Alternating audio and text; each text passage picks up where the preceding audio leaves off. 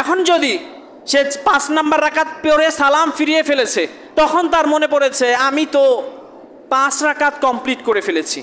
জোহরের সালাতে ধরে নিন কেউ চতুর্থ রাকাতে না বসে পঞ্চম রাকাতে সে দাঁড়িয়ে গেল, চতুর্থ রাকাতে না বসে পঞ্চম রাকাতে সে দাঁড়িয়ে গেল, দাঁড়িয়ে গিয়ে পঞ্চম রাকাতে রুকু সেজদা সব কিছু করলো, রুকু সেজদা সব কিছু করার পর সালামও ফিরালো।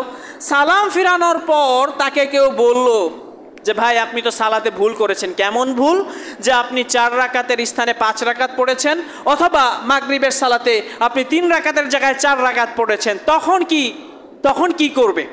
ইমাম সাহেব যদি এই ভুল করে ইমাম সাহেব কি করবে? অথবা মুসল্লি যদি এই ভুল করে মুসল্লিরা কি করবে?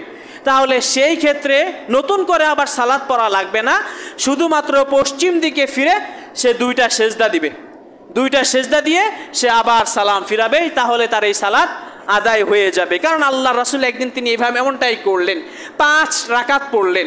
5 রাকাত আদায় করার পরে সাহাবীরা জিজ্ঞেস করলেন, হে আল্লাহর রাসূল আপনি তো 5 রাকাত পড়েছেন।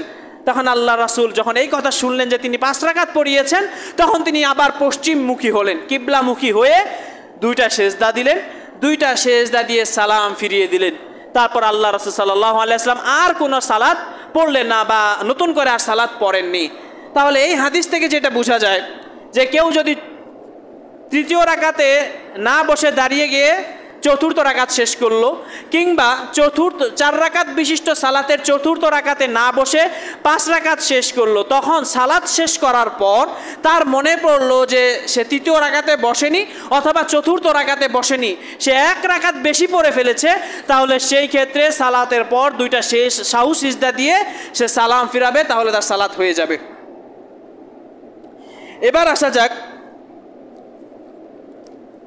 মা হুকমুর রাকআত